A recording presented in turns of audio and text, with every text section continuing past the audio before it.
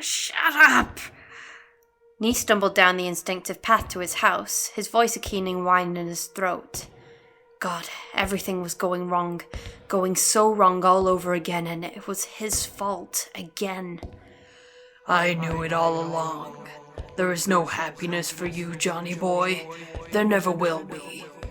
Their voices got louder and more distinct as he got closer to the house, the only place he truly felt attached to, albeit not in a good way. Yet in that sense you know, without any kind of doubt, that you will die there. You began there, lived through it all, and eventually the thing that spawned you will claim you again. That was what his house was, a tether holding him to reality, pulling itself over a beam tighter and tighter, and he was on his toes, hands grasping at the rope around his neck. I'm not going to. Johnny was sure that people were staring, laughing and pointing at him as he walked down the street, arguing with himself, but he was too confused to find the motivation or ability to kill a few of them. I'm ruining. I told you before that the only solace lies in death, Johnny, and I was right. Since it seems your friend Edgar's out of the question, that only leaves one more candidate for happiness. Aren't you sick of all this human drama, Nee?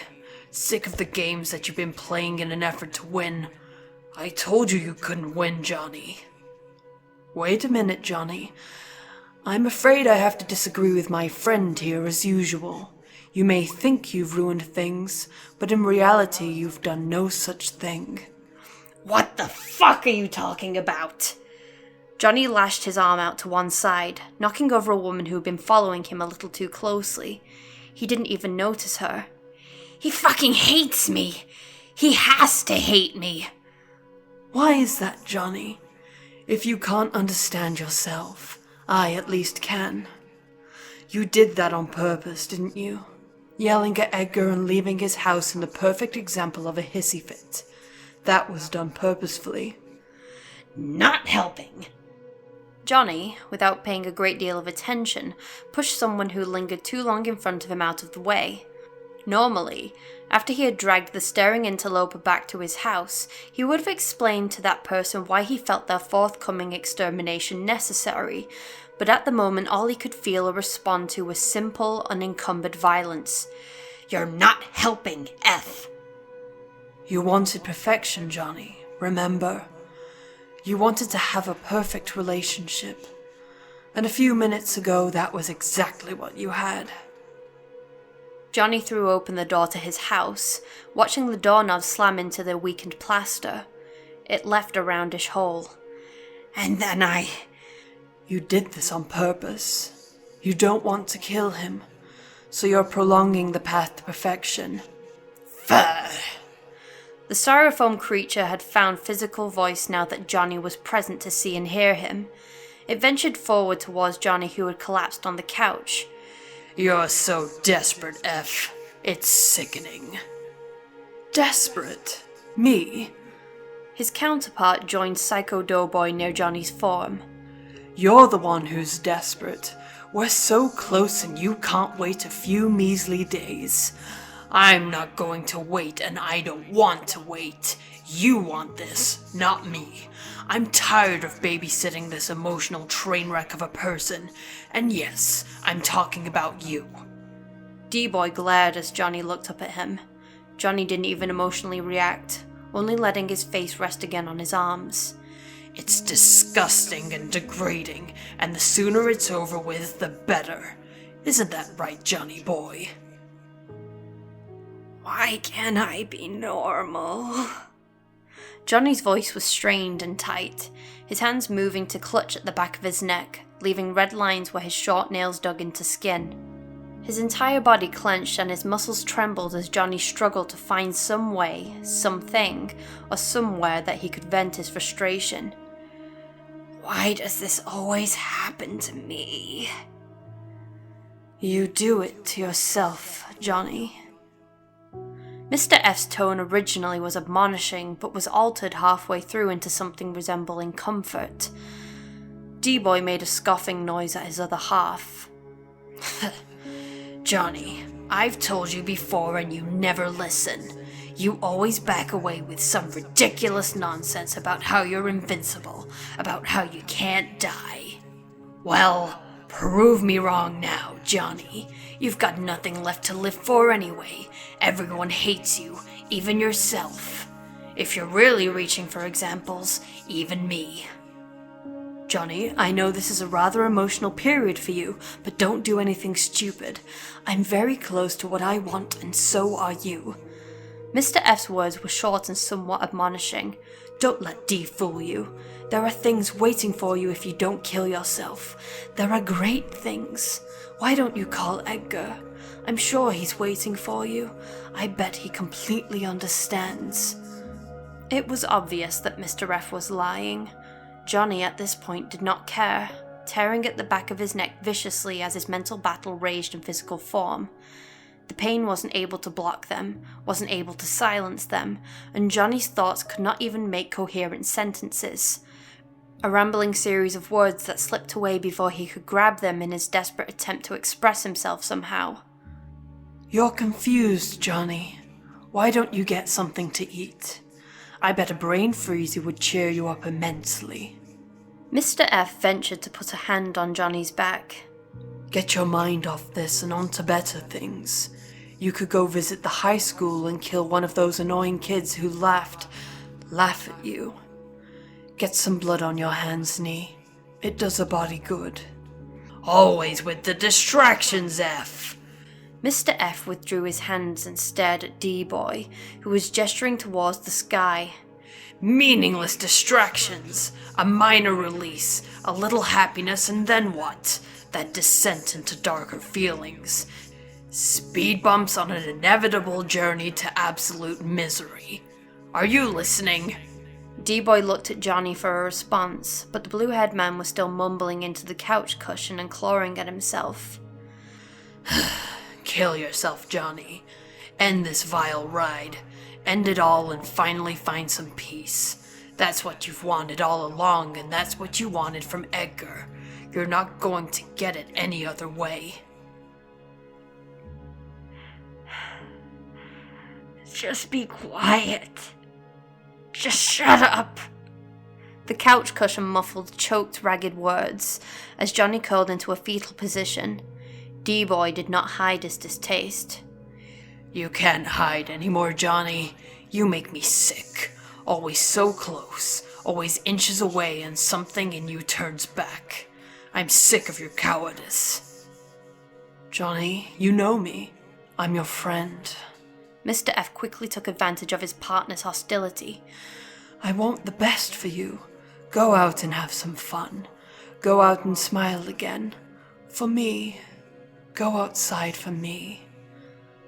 Upset at Mr. F upstaging him, D-Boy quickly changed tack. Don't listen to him. He's lying. Can you deny anything I'm saying, Nee? Can you? You can't. This world hates you. There's a better world waiting for you in death. Why do you hesitate? Go there, Johnny. You can trust me. You've always trusted me. Always came back to me. D-Boy smirked at Mr. F's malevolent glare in his direction at this comment. You know me and I know you, and I can say this for certain. You have nothing to live for. There's nothing for you here now. You've destroyed everything, so move forward and find new worlds, new better places. You know I'm right. Kill yourself. Johnny didn't respond, only shuddering as his hands clutched tightly at his shoulders. D-Boy and Mr. F watched him for a few moments before walking off, their styrofoam limbs making slight squeaking noises with each movement. What use is it? He's not going to do anything now. He's just going to wallow in self-pity. No surprise there. D-Boy glared at Mr. F, who readily returned it. But when he finds the energy, I'm sure he'll be on my side again. I assure you, he's going to kill himself. We'll be reunited after all, and that'll be the end of it. I'm this close. Mr. F raised a hand, although he did not have all the digits to indicate the measurement. No one is going to stop me. No one. That Edgar boy is my card. You'll see. He's going to buy me time.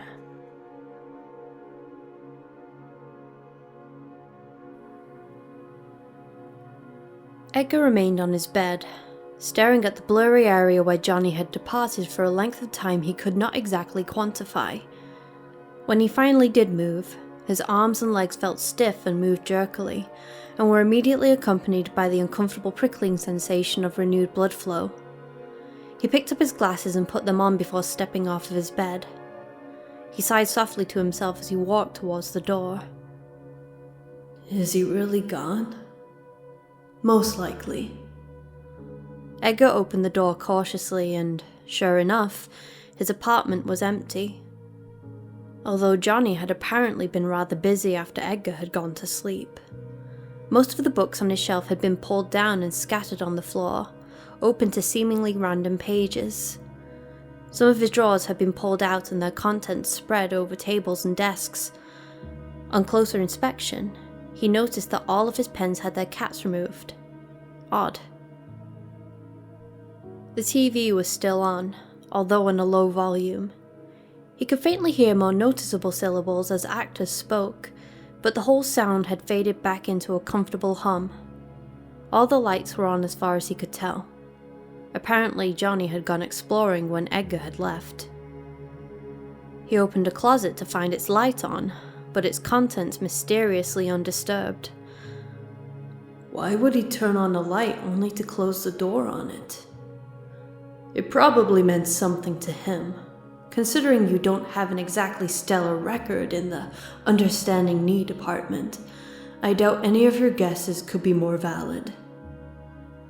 Edgar felt a general sense of unease in the back of his mind, something that he was unfamiliar with. Something was amiss, something important and yet easily fixable. Something... Where are you?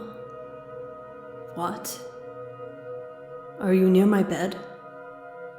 Are you referring to the toy that small, wide-eyed boy gave you?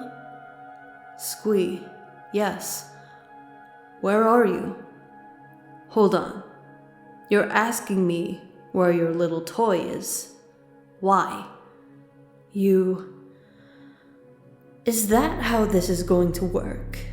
I don't suppose reminding you of how futile this is will change your mind, right?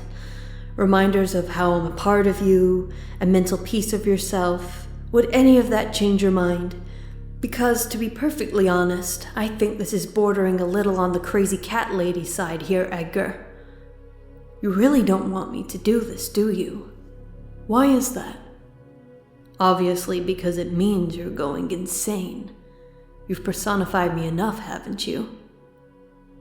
No, I think I know why you're doing this. You're still trying to hide in me, pretend to be a part of me.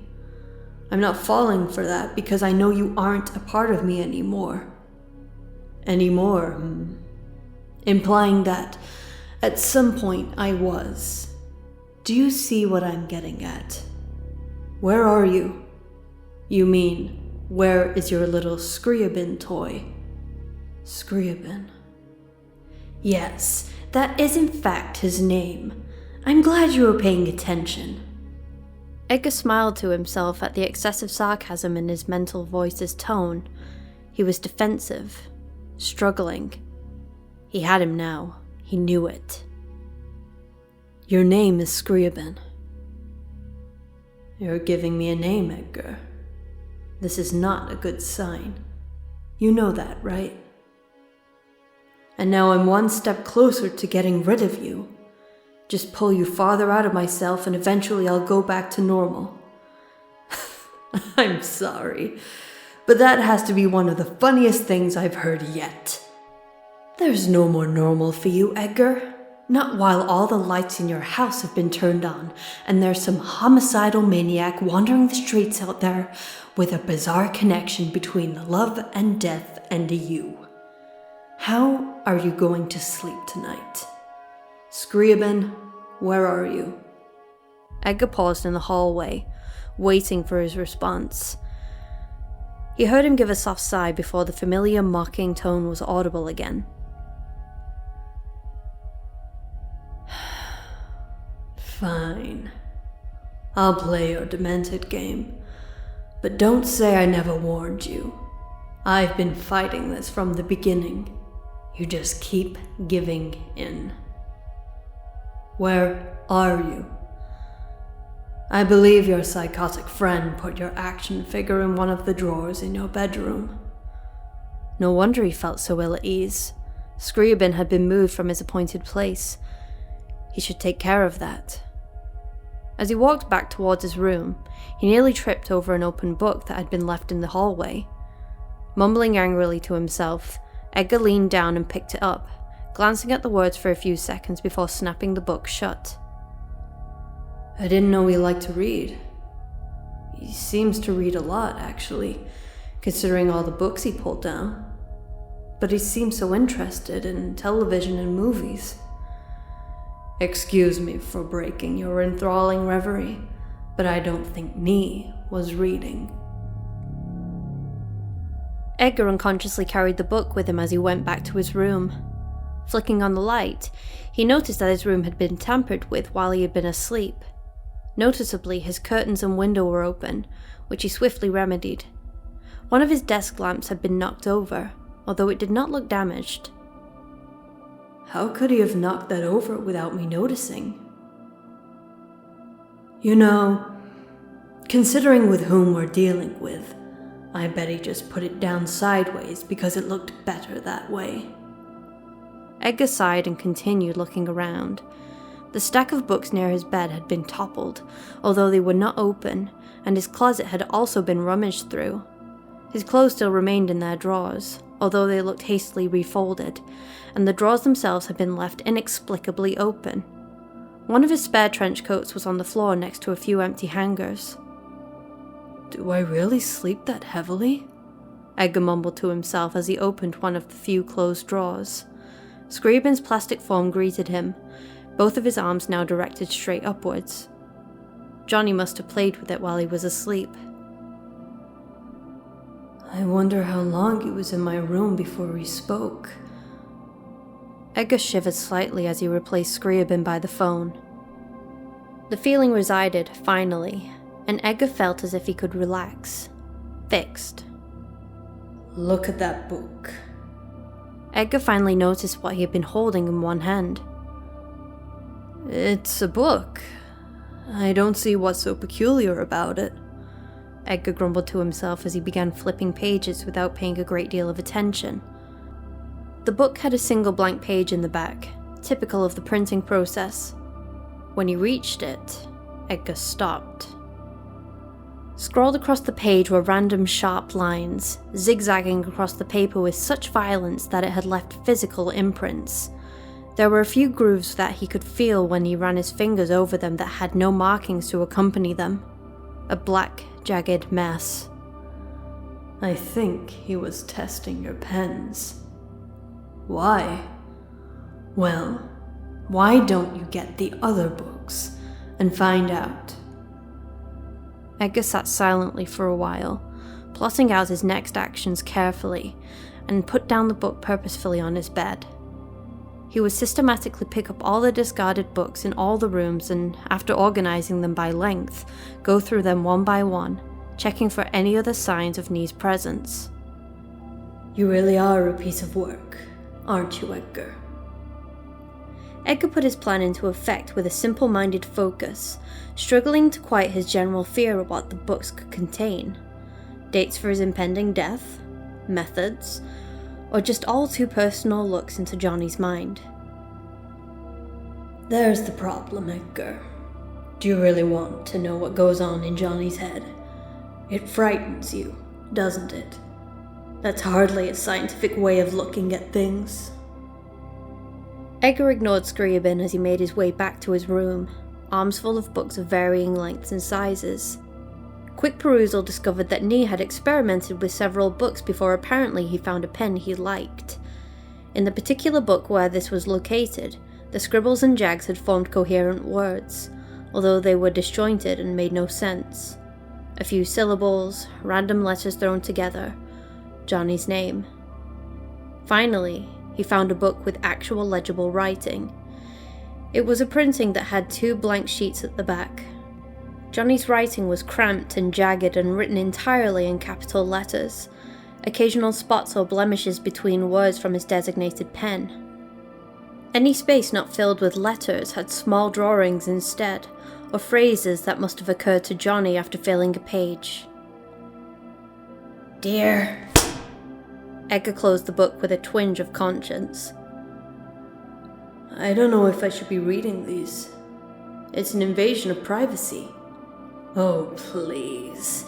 You went through all this work to locate and classify all of your books that he mangled and graffitied in, and now you're claiming the moral high ground. You're just scared of what they'll say. Go ahead and read them. Edgar reluctantly reopened the book, his eyes staring at the words and looking away several times before he finally forced them to stay still. "Dear." The next word had been scribbled out and rewritten several times until only a black blotch remained.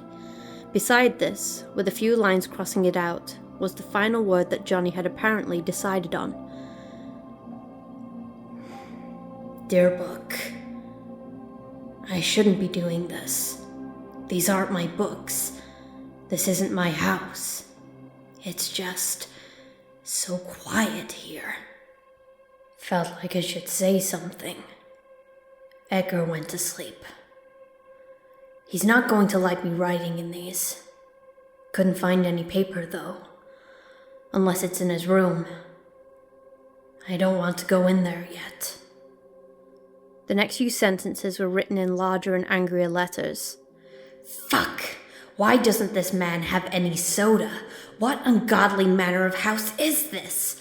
I want my sugary liquid. I want it.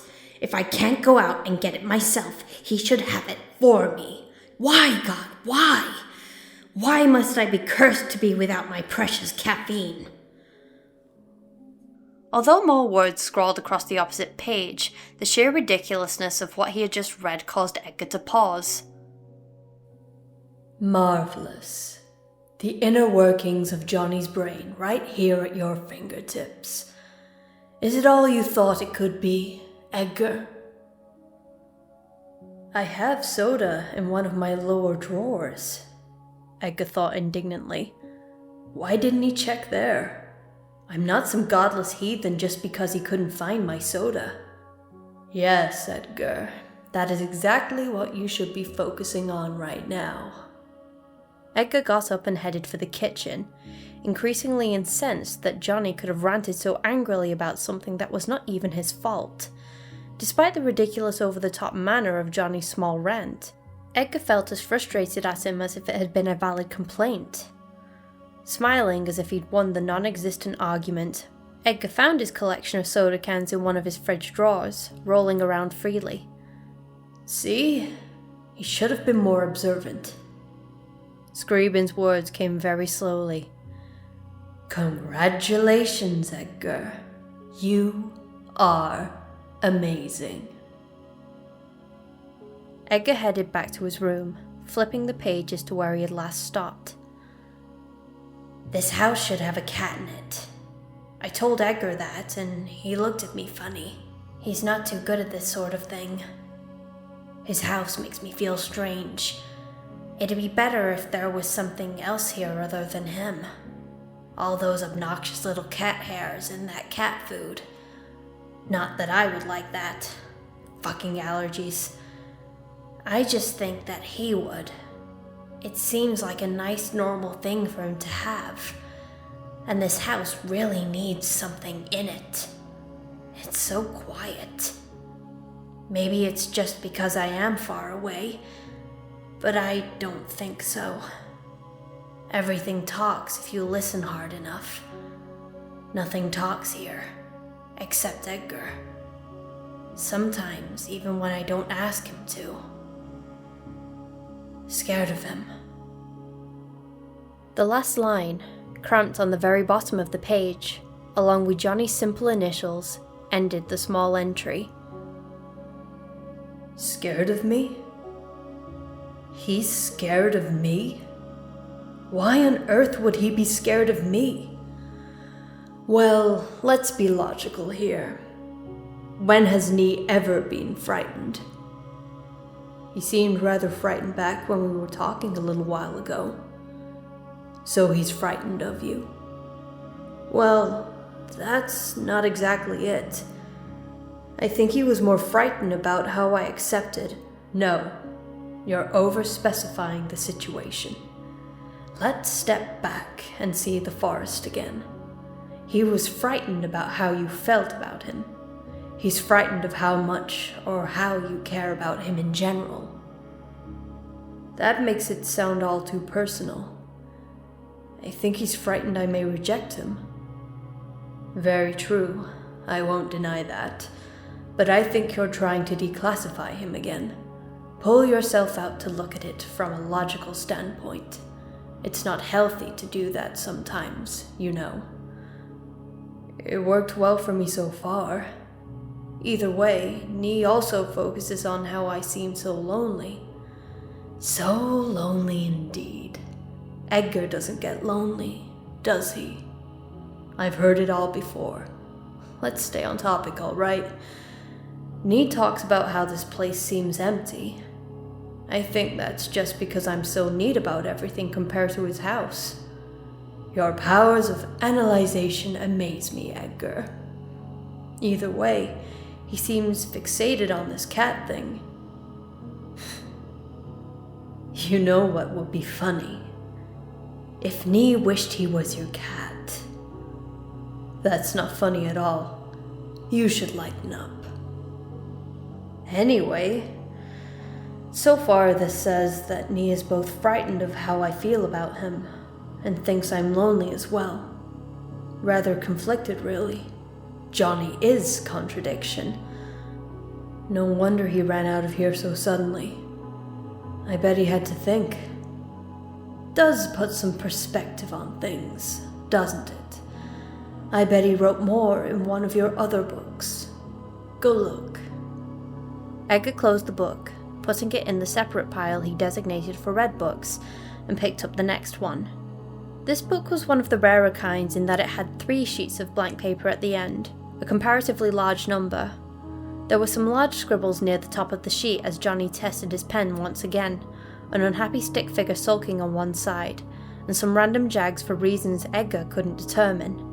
In the margins, a few random words appeared amidst other blotches of ink. Moon, dark, where am I, what is this, not here, noise, incessant buzzing. Dear book, not going to get used to that, but maybe this will be the last time I write that. Ruined so many of his books now. Now I'm permanently in his life. That both elates and depresses me deeply. I shouldn't be doing this. Everything is going to end like it has before. Can't do this. Going to run before it dissolves. But how? Wanted to wait till things were perfect, but now I feel like maybe I missed it. Should I kill him now, so that I don't risk things getting worse? But this isn't perfection yet. He's mad at me. I'm sure of it. He didn't like me throwing things around in his kitchen. Didn't know where anything was. Should have been more careful. Everything is complicated with him now. Don't know how to feel about him anymore except terrified. Don't know if I hide it very well. Edgar shook his head despite himself. Johnny certainly did hide it well. He doesn't hide it well at all. He gets this terrified look, like I'm wearing some kind of dead moose on my shoulders. It's kind of funny, actually. Sometimes it is. Other times it reminds me that I'm only making things worse. At this point, several words were begun, crossed out, scribbled over, and started again.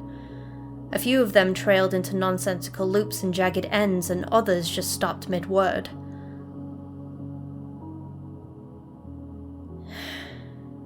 Never going to get this right. Never, ever going to get this right. It's different now. Devi. Ruined it with her too. Still think about her now. Think about her whenever I think about him. But I know Edgar now. Know that he could never hurt me. He would never fight back. He's not a fighter. If I did decide to freeze him like I tried with her, I would succeed. But I was going to freeze her perfectly. Loved her then and knew she loved me. Never felt so happy in my entire life. But then she fought. Someday I'll explain it to her, and she'll understand. Maybe we can start over. Don't want to ruin this with Edgar. I want to do this right. His now familiar initials ended the long entry.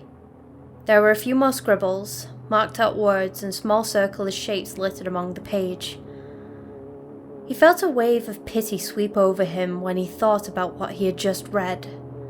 Along with this came the recollection of what he had seen that night at the movie theatre. The image that the cramped words presented was not the Johnny he had met, he had seen tonight, who had stormed out in an inexplicable rage. This one seemed to be the picture of a typical abandoned, lonely person, desperate for some kind of affection, but more intensely afraid of acceptance. So tell me, Edgar, how many Lifetime movies did you watch before you could psychoanalyze people so accurately? I can't believe. Edgar thought back to his initial conversation with Johnny after he had met up with Devi, how he had to guess as to what happened. Now that he had a glimpse of Johnny's perspective, it gave him a whole new twisted outlook on the entire affair, as well as on what Johnny had planned to do with him. I'm so important to him. I almost validate his existence. Edgar closed the book as he spoke quietly, narrowing his eyes in thought. He carefully put it with its companion, balancing the two books neatly as he selected another one from his pile. He opened it, flipping through to the end carefully and cautiously, almost morbidly afraid of what he would find out next. And of course, he's just so important to you too, isn't he? Edgar very slowly turned away from the book and looked at Scriabin, who remained perfectly still. He waited. The calm, mocking voice he had become so familiar with over time again spoke, this time cutting physical air. Its undeniable source was the inanimate plastic figurine. Oh, you can't say you're surprised now, can you? In a great many religions, maybe somewhere even in your own, Edgar, you know that giving a name can also give power. That sounds so ridiculously cliché, though. Let's just say that if you want to speak out loud, fine. Let's speak out loud. Edgar stared at Scriabin for a few minutes before he spoke calmly and slowly. You are not speaking to me this way. Feel better. The familiar mocking tone was back in his head. This is all up to you. Besides, I thought you wanted to make me separate from you. You know, pull me out and heal all nice and normal-like, right? You've become quite the hypocrite. Look, I'm not going to deal with this right now. Edgar spoke with a strange tinge of frustration. There's more important things for me to think about than you. That's right. The voice again displaced to the action figure. You have to think about me again, right? You care so much for that boy. Amazing. He is going to kill you, you know. I know that. Edgar turned back to the book, wishing he could shut Scriabin out completely. Strangely, the fact that Scriabin had moved to the action figure that had inspired his name did not surprise him as much as Edgar had thought it would. He viewed the transference with a strange detachment, convinced that this was a normal occurrence. He isn't me. Therefore, he's getting away from me. That's a good thing. See, Edgar, this is what I was talking about. I told you not to name me. You've gone from madly unsettled to full-blown talking to yourself crazy. I'm not crazy, and look at the proof. You're talking to a plastic toy. That's not going to work now. I know that you aren't me anymore. You can't trick me. You idiot. That's not what I'm trying to do. Is it so amazingly difficult for you to go back and put all the pieces together? What have I been trying to do all this time? It certainly hasn't been trying to make you crazy. I've been trying to keep you sane. You're lying. Edgar focused his attention on the end of the book, his hands trembling. Only one sheet at the end of this book. The writing was cramped and tighter than ever before, the scribbles around the words angrier and darker. Dear book. I don't like that name. I wonder if Edgar is dreaming right now. I wonder what he dreams about. Sleep must not be hideous for him. That would make sense. He's not insane. I want some chips. God fucking damn it. Why doesn't he have any chips? Feel bad about doing this still. But maybe he'll find them and read this. I don't want that. I should put them back when I get the chance. The books. Clean everything up. And that way he won't know I did anything. At least, not until it's too late. Then he won't care. I mean, I don't think he would make a big deal out of it anyway, but I still feel bad about doing it. This isn't my diary, but I feel like I should write something. It still feels wrong, though. I wonder what Edgar would do if he knew everything.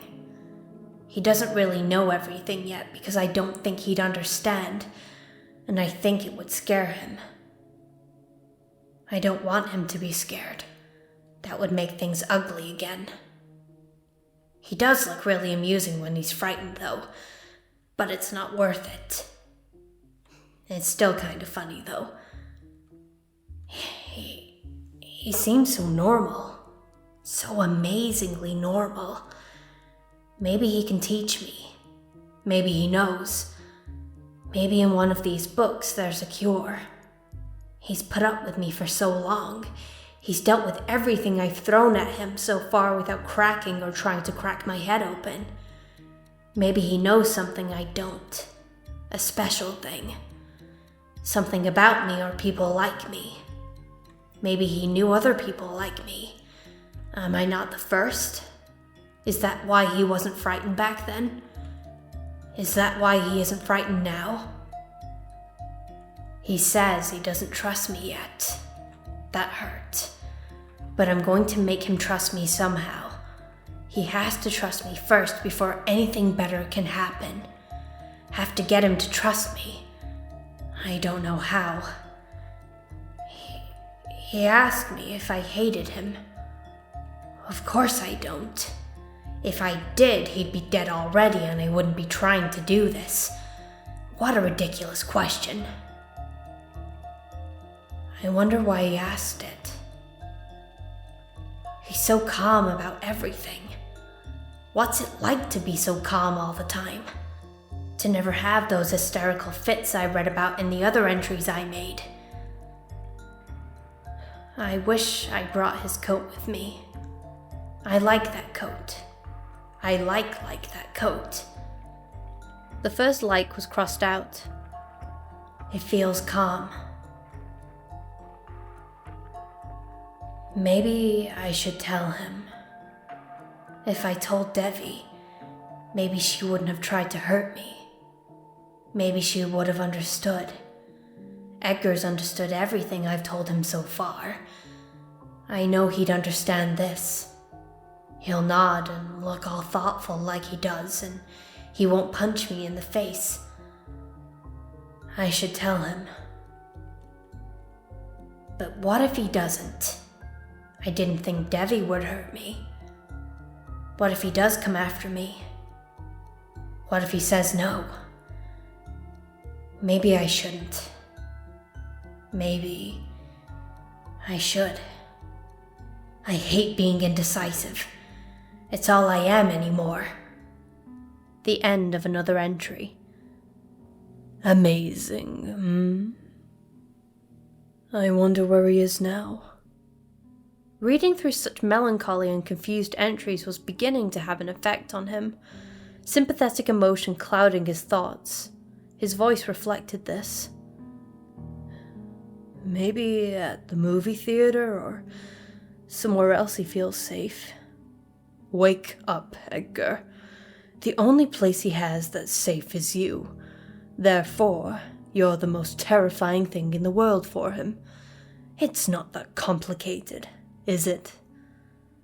Edgar glanced at the plastic toy. And you accused me of cheap psychoanalyzation. Yes, but I'm afraid I actually know what I'm talking about. I'm an actual part of your psyche. I think I have a little experience in the field, particularly with your friend Nee. And you haven't really denied that what I'm saying is true. Fine. I think that saying he's frightened of me because I'm not a threat to him is an oversimplification of the entire matter. As you've reminded me so many times before, he's insane. Therefore, we can't truly understand his motivations. You've used that as a blanket excuse for so many things. Me? You've got a little problem with your pronouns there. I don't think so. Either way, I'm not sure why Nee ran out on me like he did, but I'm beginning to understand why he stayed here. I understand why he left. Remember, he wants to make things perfect with you. Although what that exactly means, I'm not sure. Maybe a nice white picket fence, house, 2.3 kids. Whatever. Either way, he had perfection on the bed with you while you held hands in a classic tear-jerking moment, all rights reserved. Guess what that meant, Edgar? It meant he had to kill you. But our dear conflicted boy doesn't want to. And why wouldn't he want to? Edgar sighed as he picked up another book, exchanging it for the finished volume. That's why he kept me alive this entire time. Well, you can think of it in various ways. Either he cares too much about you to kill you, which I doubt considering he loved that Devi person and tried to kill her right away, or he needs you now for some reason that conflicts with his moral philosophy. Wait, he needs me? Edgar turned back to his figurine as he flipped through the pages in the book. Why would Nee need me? I don't do anything for him. He doesn't need anyone. Well, what do you provide for our friendly neighborhood maniac? What can you do with him that he can't do with anyone else? Edgar paused and ran a hand through his hair. Well, talk, I guess.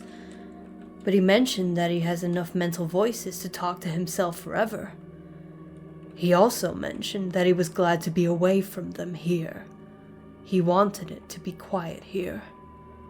Glad was not the exact words. Why did he come here, Edgar?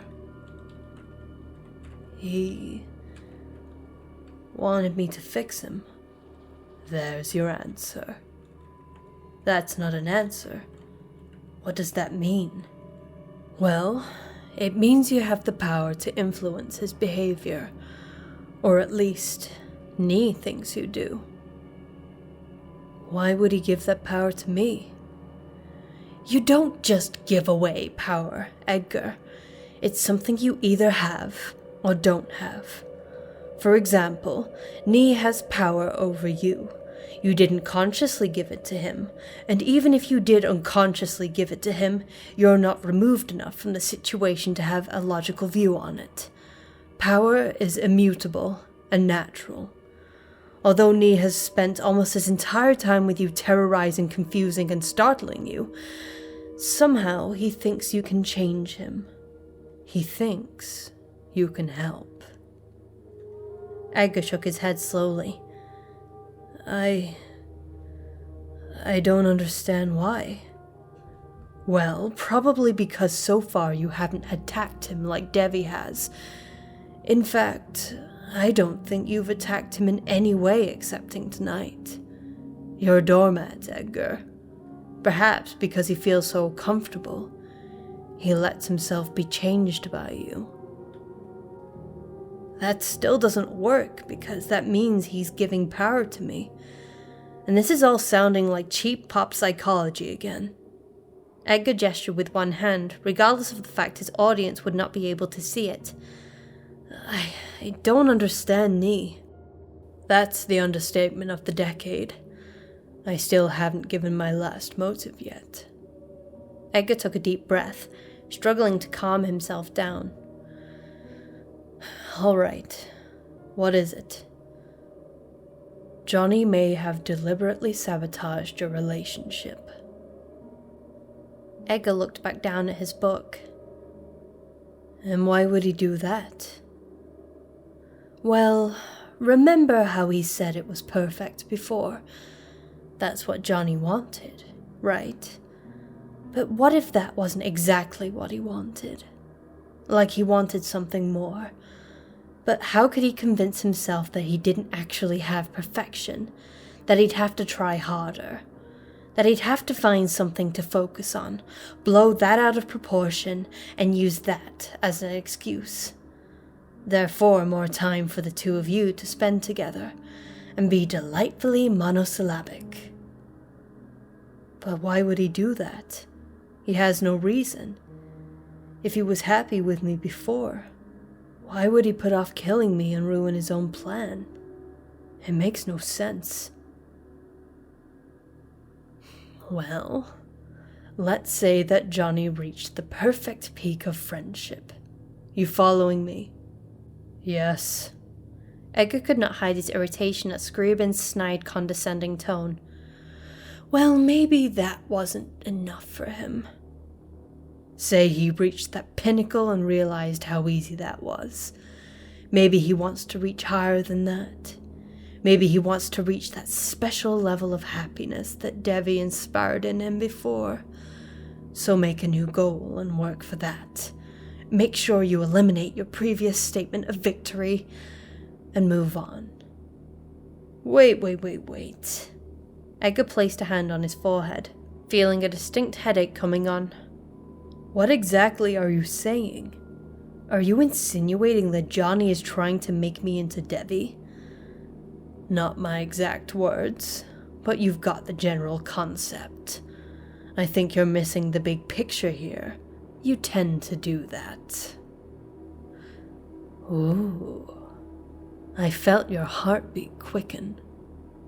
You're getting awfully emotional over this. Does it bother you? Does what? Well, yes, it bothers me. Edgar struggled to keep his voice level. I mean, this is transference at its basest and yet most twisted level. This won't end happily for either of us. Edgar, please. Was it going to end happily before? Think before you speak. Maybe Johnny doesn't want you as a friend anymore. Maybe that doesn't make him happy enough. I don't have to listen to this. Edgar turned his attention back down to his book, his hands now shaking violently along with his voice. This is just a theory of yours. You seem rather agitated by it. I think you doth protest too much. What if, Edgar? Scriabin, be quiet. Dear book, What if, Edgar, Johnny didn't have perfection back then? What if he was wrong all along? Dear book, maybe I should tell him. Maybe. Maybe I should tell him. I think he'll understand. I'm frightened though, but he's understood before. Maybe he'll understand. I should tell him. Maybe Johnny loves you, Edgar. Shut up. Edgar glared at the frozen figure, his voice tight and soft. I know what you're doing to me, Scriabin. I know you now, and I know what you're trying to do. I'm not going to fall for it.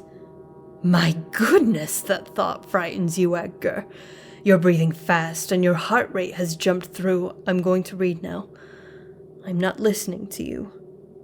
So quiet and confused before. Oh, help me, I can't figure this out on my own. The minute I present something that has one iota of truth in it, you throw a tantrum. What are you going to do, Edgar? If your physical reaction is any indication, the thought of him, I'm not listening, it terrifies you. Well, that and something else. There's an amusing thought. Edgar and Johnny, together forever. You could have little hearts with arrows through them that say JC and EV together forever, or something just as amusingly trite. In fact, since I can tell you're absolutely furious right now, well, that, or extremely aroused, you can even pretend that JC stands for Jesus Christ, because God knows you love him so much. Edgar shut his book and stood, his entire body shaking violently. With as much grace as he could muster without speaking, he left his bedroom, slamming the door behind him as he did so. Once on the other side, he dropped the book he was holding in one hand and grasped his head tightly, his mouth frozen in a silent snarl of rage. A fervent whine of pure fury escaped his throat, unfamiliarly breaking the now quiet air. He panted for breath for a few seconds, and then finally released the hold on his forehead, wondering if the pounding was because of his rushing blood or because he had applied too much pressure. He stood there, breathing hard, waiting for his body to calm and his typical demeanor to return. Once he felt he was under sufficient control, he knelt and picked up the fallen book, flipping back to the last page. Another single sheet of paper. You can't get rid of me that easily. You can't scream, slam the doors, and run upstairs to your room and sob into your pillow. I'm not your parents. I'm not someone else. I'm you. And no matter where you go, I'm always there. Edgar ignored Scriabin's voice and walked over to his couch, sitting down with trembling limbs. As he rested the book on his lap, he noticed the words jumping around on the page as his legs shook with adrenaline. Dear book, maybe I should tell him. I think he'll understand. I'm frightened though, but he's understood before. Maybe he'll understand. I should tell him. I don't know. I'm frightened. Maybe he won't accept it. Maybe he won't understand the connection. It's so clear to me. It's the only answer. It worked so well before. All those others were frozen so beautifully and so perfectly. They were so in love, and I loved them so much. And now I can look back on them and they're still so beautiful. Someday, when I look back on Edgar, it will be just as beautiful. I will have perfection. Total and utter perfection. No more fear that day. I won't be afraid anymore, and neither will he. Everything will be just perfect. I'm afraid of him. Afraid of him turning into one of the others. turning against me, becoming so hateful and angry. I don't ever want him to hate me. I don't want to hate him. He's the only thing I have left that hasn't turned me away so far. He and little Squeegee. I should check on him. I wonder what he's doing. I hope he's all right. If only I had told Debbie. I know she would have understood. That's it. I have to tell him. I have to tell him about this. About everything. Explain how beautiful this will be. How I need him to be beautiful and perfect. I know him. Know he'll understand. I know he will. He'll be perfect. He'll be just as beautiful and perfect as the others. I need to tell him. I have to tell him. I have to tell him now, before it's too late and I go back. I have to do something. I have to. He's asleep now. I'll go in there and talk to him. Maybe later. I can't do it now. I'm too jumpy. I shouldn't have waited this long. I should have said something before. Now I have to wake him up. He won't be as understanding then. I'm sure of it. Stop procrastinating and do it. Get up and go do it. You have to tell him. You have to tell him what this is all about. What he has to do. You have to tell him. Maybe after the show is over. Edgar closed the book and sat silently, pondering. With every passing line, it becomes clearer. Every passing minute you live, he needs you more and more. I can throw these melodramatically poetic lines at you all day if I have to, Edgar. I think I'm onto something here. I think I know. I think you know. Edgar put the book to one side and stood slowly, stretching out. With quiet resolve, he walked towards his bathroom. I'm going to take a shower. Brilliant plan there, Edgar, my boy. Then what? Edgar opened the door to the bathroom, finding it almost entirely untouched.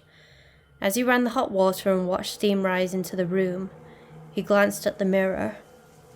Directly in the center of the glass were a series of fingerprints, each more elongated and almost desperate than the last.